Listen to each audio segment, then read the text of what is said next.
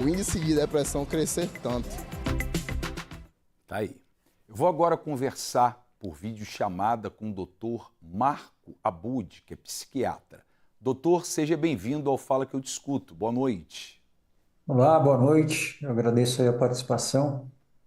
Gostaria de saber do senhor como é que o senhor vê essa questão dos brasileiros cada vez mais sofrendo com a depressão. É difícil a gente estimar um número, né? Se colocaram vários números aí, a maioria deles provavelmente está defasada, né? É difícil porque, de fato, a gente não tem tantas pesquisas. A pesquisa talvez mais recente seja da Ipsos de 2024, de setembro, que apontou que cerca de 19% da população poderia estar sofrendo com um quadro de depressão. O fato é que o Brasil, desde 2012, a gente, que foi quando começaram essas pesquisas no mundo, a gente meio que encabeça aí o ranking mundial aí da América Latina, sem dúvida, mas entre os maiores do mundo, o Brasil e os Estados Unidos, por incrível que pareça, né? Então, hoje a gente estima que o Brasil esteja em quinto lugar ou até mesmo em segundo lugar, né? Em termos de ranking de depressão, perdendo para os Estados Unidos. E aí a ideia é, então, assim, é uma coisa que vai fazer parte da sua vida, quer você queira, quer não, né? Vai fazer parte de você sentindo isso ou você convivendo muito próximo de alguém que está sofrendo com isso. E isso é um quadro que muita gente fala, né, sobre, puxa, é frescura, não é? O fato é que essa discussão, daqui a pouco, ela já não tem nem mais propósito. Mas é o que nós podemos fazer para reverter esse quadro, uma vez que é um quadro médico, e uma vez que ele sendo um quadro médico, é um quadro que tem tratamento, né? E é claro, a gente busca as causas, a gente sempre vai buscar fatores que contribuem, mas também a gente buscar, bom, o que nós podemos fazer para sair desse quadro, né? Que é de fato aquilo que a medicina se objetiva a fazer, né? A gente estuda para achar soluções, né? Mas de fato, assim, é um problema gigantesco mundial e no Brasil, provavelmente nós estamos ali entre os primeiros do ranking. Eu gostaria, sim, de aproveitar aqui a participação do senhor. Quais são os sintomas, normalmente, eu sei que são vários, diferentes, muda de pessoa para pessoa, mas que aqueles que são mais frequentes e que as pessoas deveriam estar mais atentas? Perfeito. Tem alguns sintomas raízes, né, da depressão. Tem vários tipos de depressão, nenhuma depressão vai ser igual a outra, mas, assim, tem alguns sintomas raízes. O sintoma principal é uma queda de humor. O que é uma queda de humor? É uma queda da energia física da pessoa, isso fisicamente mesmo. A pessoa fica lentificada e uma queda da energia mental. A pessoa tem momentos do dia que se sente lenta mentalmente, se sente menos inteligente, menos capaz e uma perda do interesse, do prazer, ou seja, a gente chama isso de anedonia, né? Que é uma perda da capacidade de você gostar das coisas, então você perde o paladar pelas coisas importantes da vida, você perde a capacidade de ter vontade de antecipar que vai ter algo bom no futuro. Em outras palavras, você perde a esperança e você perde a capacidade de lembrar que isso, que você é capaz de produzir coisas boas, ou seja, suas memórias também estão enviesadas, você parece que está sendo vítima de um sofrimento eterno, né? Então a perda da capacidade do querer, do gostar, do lembrar, e com essa queda de energia, esses são sintomas fundamentais da depressão. Claro que tem alterações de sono, de apetite, alterações de concentração, alterações relacionadas à culpa, sentimentos de inutilidade, de inferioridade, mas esses dois sintomas são sintomas raízes da depressão que, bem ou mal, tem a ver com a palavra, né? Depressão, ela quer dizer o quê? Afundamento, né? Você tem um afundamento do seu nível de energia e da capacidade de sentir prazer.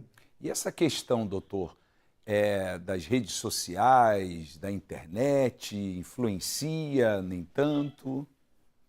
Então, isso influencia muito, sim. A gente sabe que, claro, vem aumentando os números, o número de casos de transtornos mentais, ao longo, quanto a gente for medindo, foi aumentando. Mas muito disso podia ser, né? Sempre tem aquela questão, será que é porque a gente está tendo mais diagnóstico, será que não? Mas aí, em torno de 2012, teve um aumento, assim, que foi totalmente fora do esperado, ou seja, a curva estava vindo assim, inclinou de uma forma brutal, e foi concomitantemente enfim, né, digamos, o auge, aí, o pico das redes sociais, foi quando o Facebook atingiu, acho que 1 bilhão de usuários, e aí a gente viu que teve esse aumento às custas do quê? Às custas do aumento de depressão em jovens e adolescentes, principalmente meninas, mas meninos também. Então, claro que é difícil a gente provar a causalidade, mas assim, a gente sabe que sim, né? Então, as redes sociais, elas têm uma participação nisso, principalmente em alguns usos, alguns tipos de uso específicos, e tem também a questão da pandemia, né? A gente olhar retrospectivamente, todas as epidemias ou desastres naturais, eles geram uma pegada, né, de saúde mental que é extremamente maior do que a pegada física, né? Então, por exemplo, mesmo o 11 de setembro em Nova York, foi medido até 2019, foi 2011, né, o acidente lá. Em 2019, o número de quadros de saúde mental em residentes de Nova York que não tinham tido contato com o acidente em si, mas que, enfim, estavam lá, isso era, assim, estatisticamente muito maior do que na média, do que a média da população dos Estados Unidos. Isso tinham passado-se 8, 9 anos, que eles pararam de medir por conta da pandemia, né? Então, assim, a gente sabe que tem outras epidemias também menores, por exemplo, teve do Ebola, teve outro SARS também, que teve, em geral, dura 3, 4 anos depois que acaba a pandemia. Então, isso também é um fator que veio para colocar mais lenha, né, nessa fogueira. Então, esperamos, existe uma expectativa de que isso vá durar algum tempo, mas isso não quer dizer que nós estejamos impotentes em relação a isso. É importante a gente olhar o quadro, não negligenciar e olhar e falar, olha, bom, ok, o que eu faço para que isso seja revertido, quais são os sinais e como é o tratamento, né? Porque afinal de contas, se nós estamos aqui apontando um problema, a gente tem que apontar também uma solução, Claro. mas com certeza a somatória da pandemia e das redes sociais que já vinha causando um aumento assim brutal do número de casos, isso foram os dois principais contribuintes. Uma última pergunta, doutor.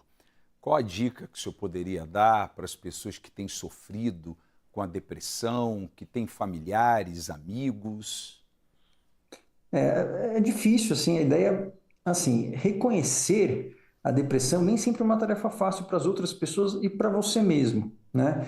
Mas, assim, é importante a gente notar se a pessoa ela está começando a perder o interesse nas coisas que ela fazia, ela começa a fazer menos coisas, e se você está tendo pensamentos muito autocríticos e pensamentos muito relacionados à falta de esperança, de que não tem jeito, de que as coisas, enfim, não tem saída, esse tipo de pensamento ele sempre é um pensamento mentiroso e patológico. Por quê?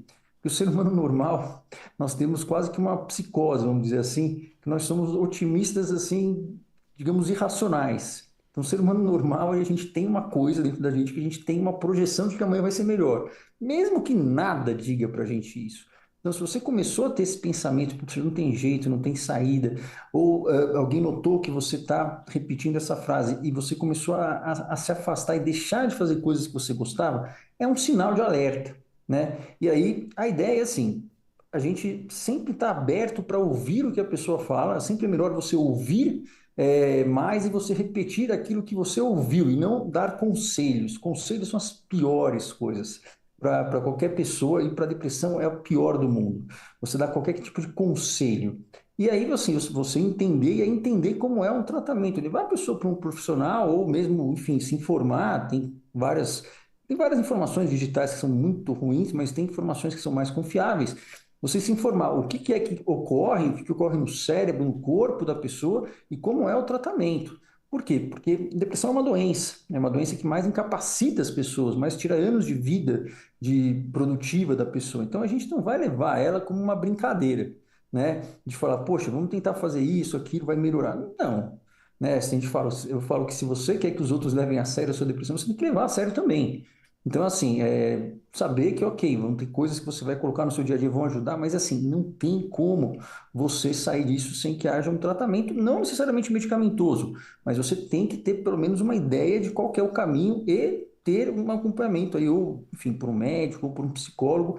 E quem é parente, assim, nunca tente tratar o seu parente. Você já está na função de parente, já está muito bom. De filho, de pai, de mãe, já é uma função difícil. Você exercer duas funções, né, de parente e terapeuta, não é. Então, a ideia é que você acompanhe a pessoa nesse caminho ao lado dela, mas não que você seja responsável pelo tratamento dela, né?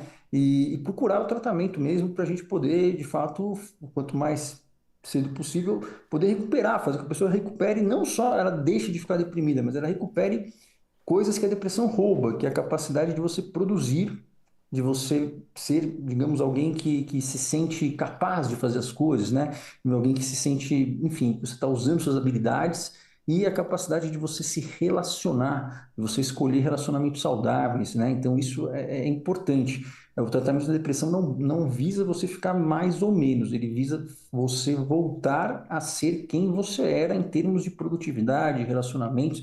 Então, esse sempre vai ser o nosso objetivo, tá? E a gente não, teoricamente, não se contentar em estar mais ou menos, né? Tá certo. E porque estar mais ou menos é o maior fator de risco para você voltar a ter depressão. Então, a ideia é que você sempre vai almejar uma recuperação completa daquilo que você tinha em termos de capacidade de pensar, de executar e de se relacionar e também desenvolver estratégias para aguentar os baques da vida, porque a vida não é fácil, né? Mas o ser humano não é tão frágil. É que hoje, por uma série de fatores, meio que casou para que atacasse pontos vitais, mas nós não somos frágeis.